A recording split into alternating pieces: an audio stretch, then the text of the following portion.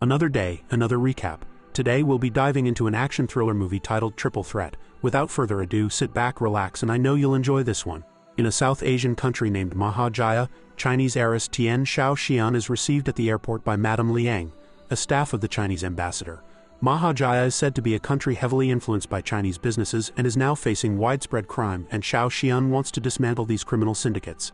Meanwhile, deep in the Mahajayan jungle, a Western mercenary group depends on two local mercenaries, Peiyu and Long Fei, to get them safely to their destination. Unbeknownst to these two, the mercenary group, which includes Devereaux, intend to free their captured leader Collins from a guarded village in the jungle. Devereaux's team opens fire upon reaching the village. Yaka, a resident mercenary, wakes up due to the chaos ensuing around him, only to witness the unfortunate end of his wife. As the village defends itself, Yaka faces Peiyu in a fight. An evenly matched fight between these two ends abruptly with a grenade landing in their vicinity which knocks Yaka out. Accompanied by the rest of his group and the captor of his leader, Devereaux then heads over to where Collins is being held underground along with several other prisoners. When Peiyu attempts to break the prisoners free, Devereaux stops him and instead gets Collins out first. Once devoid of his chains and other restraints, Collins promptly ends his captor. The group then plans to burn the village down, so as not to leave behind any evidence of their rescue mission, causing Peiyu and Long Fei to finally realize that they were used. As the mercenaries blow the village up and leave, Yaka gains consciousness and sees his village in shambles all around him. By sundown, a grieving Yaka buries his wife and the other villagers while asking for forgiveness. The next day, Su Feng, an influential businesswoman, is informed of the extraction of Collins from the village. She then demands to know Xiaoxian's Mahajayan itinerary. A few days later, a vengeful Yaka tracks Peiyu and Long Fei to an illegal boxing ring. While Long Fei places a bet, Peiyu faces off against a boxer, but his martial arts expertise leads him to a win. After Peiyu is declared the winner, Yaka bribes his way into a match. During the match, Yaka displays his superior combatant skills and continuously attacks Long Fei and even lets him know that he intends to finish him for being responsible for his wife's end.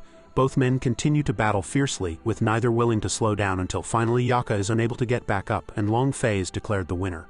Entering the ring, Peiyu confirms Yaka's identity with Long Fei, and they both help him out of the ring. After tending to his wounds later, Peiyu offers Yaka some food and expresses his intention to clarify the misunderstanding between them. The three finally talk over dinner, with Yaka holding Peiyu and Long Fei responsible for the destruction of his village. Long Fei clarifies that we're taken there under the pretense of a humanitarian mission. Peiyu tells Yaka about how they were forced into the underground cage with the other prisoners while Devereaux and the others arranged to blow up the place. But they managed to escape just before the explosion. When convinced that they are seeking revenge on Collins and the others just like him, Yaka offers to work together, and everyone agrees with his idea. The next morning, a week after Xiaoxian arrives in Mahajaya, Madame Liang accompanies her on the way to an interview. Meanwhile, Peiyu and Long Fei wake up only to find that Yaka has left. Guessing that they were set up, they are soon arrested and taken to the Central Police Department. After confirming the arrests, Yaka places a call to inform Collins about the same. Meanwhile, Xiaoxian and her team of bodyguards reach the hotel where her interview is scheduled to be filmed. Elsewhere, Collins receives the news about Long Fei and Peiyu's arrests but decides to first concentrate on their current task. Once Xiaoxian's interview is underway and she is introduced as the daughter of a real estate mogul, her announcement to donate her inheritance is praised. While her thoughts may seem noble to everyone, Su Feng is visibly frustrated while watching the broadcast. Meanwhile, after Peiyu is taken in for questioning at the Central Police Department, Long Fei also watches Xiaoxian's interview. He sees her insist that she doesn't simply intend to donate to the nation, but she considers it an investment in humanity instead. With her interview coming to an end, Collins and his team receive the go-ahead. Their current assignment indeed turns out to be Xiaoxian. As she leaves the venue, Collins and the others mask up before opening fire. Even as Madame Liang protects Xiaoxian, several local bodyguards are swiftly taken down. Eventually, Madame Liang is hit on her arm, which causes her to urge Xiaoxian to head to the police station to be directed to the Chinese embassy. Collins splits his team up so as not to lose his target, but she hops into a tuk-tuk before she can be caught. Back at the hotel, an injured Madame Liang takes down a team member of Collins. The rest of his team get together in their car, and Collins asks to be taken to the police station immediately. Meanwhile, Xiaoxian reaches the Central Police Department and rushes to get help, but no one can speak Chinese. Long Fei is then asked if he could communicate with her in Chinese on behalf of the police. As Collins and his crew reach outside the Central Police Department, they decide to leave Devereaux in the car. While they get in their positions outside, Xiaoxian begins to tell Long Fei that her life is threatened, but she isn't able to say much more before Collins and his team attack. Even Peiyu's investigation is abruptly ended as everyone rushes out to protect the chief of police. Several policemen and staff are taken down when Collins and his team ruthlessly open fire. Peiyu manages to free himself and meets Long Fei and Xiaoxian in the holding area. Collins' henchman blows up the door leading to the trio, and another one of Collins' men enters, and Peiyu asks Long Fei to run with Xiaoxian. taking on Collins' man, Peiyu fights with all his might. Never one to back down, he keeps attacking even after being thrown around several times. He successfully evades all the blows coming his way till Yaka suddenly appears and takes a shot at the assailant and eventually killing him. Seeing Yaka there, Peiyu accuses him of setting up their arrest.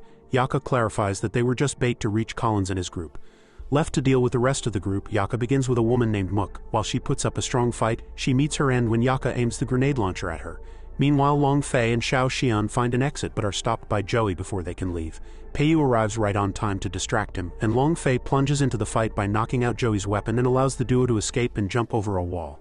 Despite being the smaller of the two, Long Fei hoodwinks Joey long enough to escape and join the others. Soon after, Collins discovers that he has lost Mook and Steiner. He decides to stop and call his pickup. The chase continues on foot though when Xiao Xian is spotted in the market outside. Collins and Joey follow closely but eventually lose their targets when they face a loading van in a narrow alley.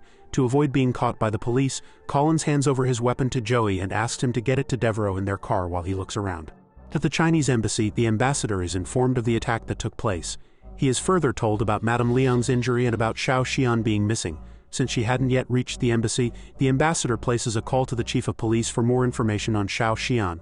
On his own in the market, Collins receives a call from a disappointed Su Feng who is annoyed and wants the situation to be rectified. As soon as the call is disconnected, Collins is arrested. Surprisingly, while the police officer checks for weapons, Yaka gets there and knocks him out. He then suggests to Collins that they should discuss their common goal. Collins is initially wary of accepting Yaka's help. However, Yaka convinces him that since he knows the city, he can help him find Peiyu and Long Fei faster than he would on his own.